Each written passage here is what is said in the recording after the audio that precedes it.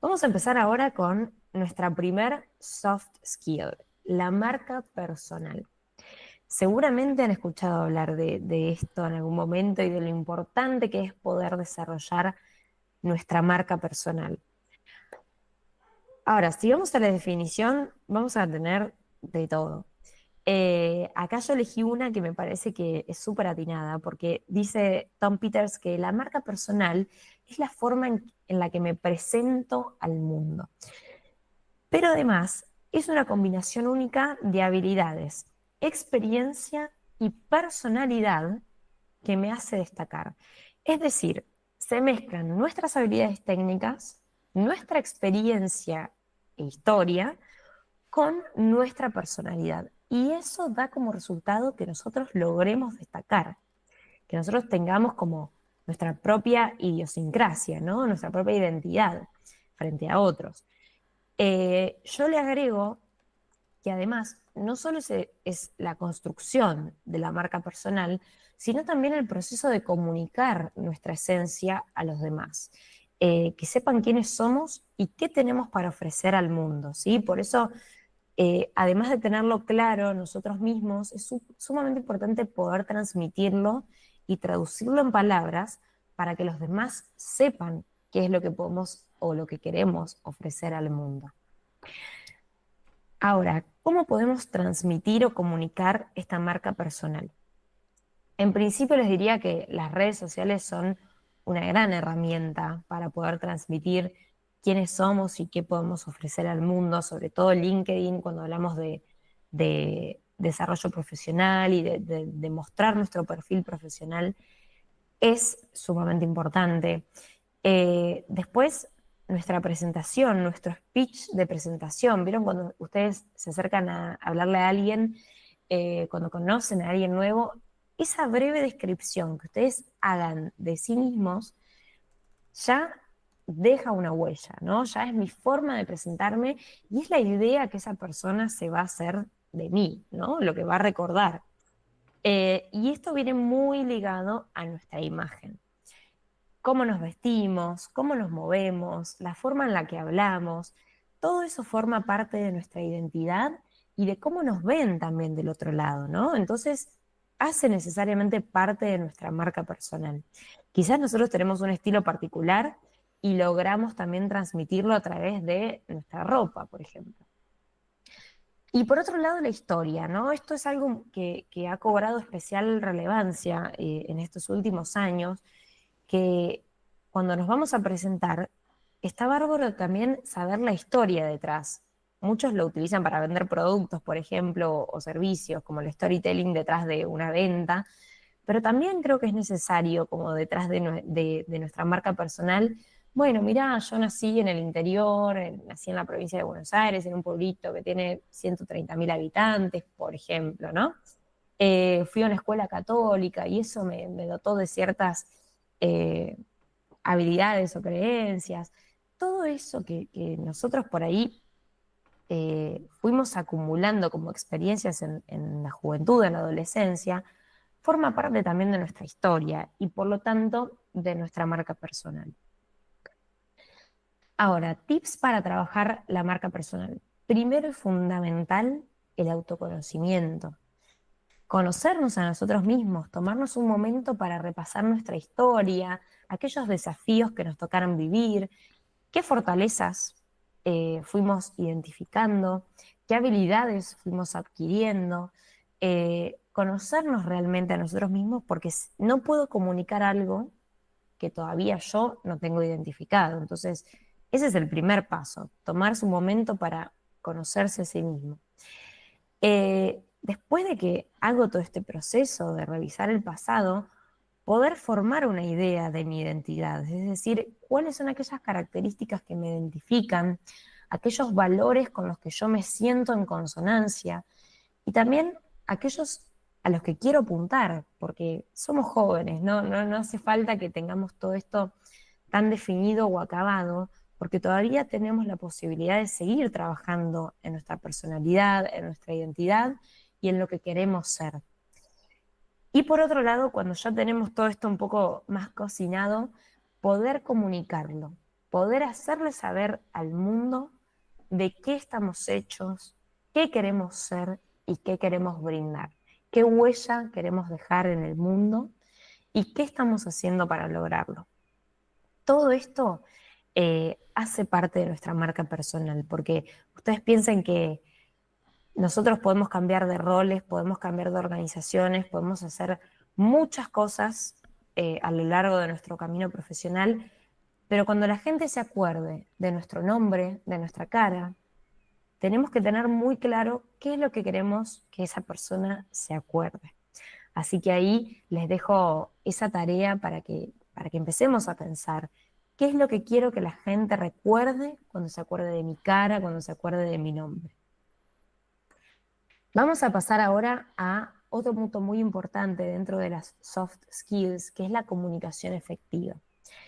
Y esto para mí es fundamental, porque la comunicación es la vía para poder conectar mundos mentales y por lo tanto para poder generar oportunidades, para poder generar iniciativas conjuntas, para poder trabajar en equipo, para poder tener vínculos sanos con otras personas. Entonces, la comunicación es fundamental. Vamos a ver una definición de comunicación efectiva. Acá les traigo esta que dice que es la capacidad de transmitir información de manera clara y precisa, y esto, presten atención a esto, asegurándose que el receptor la entienda y la procese correctamente. Es decir, que la comunicación efectiva va a incluir distintas técnicas y habilidades comunicacionales para que se pueda reducir la brecha entre lo que yo quise decir y lo que el otro entendió. Es decir, esas brechas que se dan a veces en la interpretación, ¿no? Eh, Creo que lo más importante de un mensaje es no solo largarlo, ¿no? Transmitirlo, sino también que llegue correctamente, que llegue con el sentido que yo le quise dar. Y para eso hay distintos recursos y técnicas, ¿no? Entonces, algunos ítems a considerar en cuanto a este punto. Primero, priorizar la escucha. Cuando vamos a comunicar, antes tenemos que haber entrenado nuestra escucha activa. Cuando yo conozco a quien tengo del otro lado, cuando presto atención al mensaje que esa persona me quiere dar, inexorablemente voy a poder transmitir mucho mejor mi mensaje, porque voy a saber quién tengo del otro lado y cómo debo adaptar después mi discurso para que esa persona me entienda y el mensaje le llegue de la forma en que yo quiero, ¿no? Después, por otro lado, utilizar palabras simples, lenguaje claro, conciso, incluso incorporar ejemplos, bajar a tierra conceptos complejos o abstractos que quizás yo los entiendo, pero nunca estoy seguro de que el otro los entienda de la misma manera, ¿no? Entonces, usar ejemplos cuando estoy explicando algo. Eh, Incluso cuando quiero plantear una situación, por ejemplo, con un jefe, con un amigo, con cualquier persona, eh, poder hablar simple, llano y con ejemplos ayuda muchísimo. Otro ítem a considerar es el receptor, que un poco ya les había comentado. No es lo mismo hablar con un jefe que hablar con un amigo, ¿no? Entonces, hay que tener muy presente quién es el receptor, quién me está escuchando y poder adaptar el mensaje, el vocabulario, los tecnicismos a quien está del otro lado, ¿verdad? Y después, por otro lado, algo que a veces no se tiene muy en cuenta, pero que es súper importante, y es el entorno.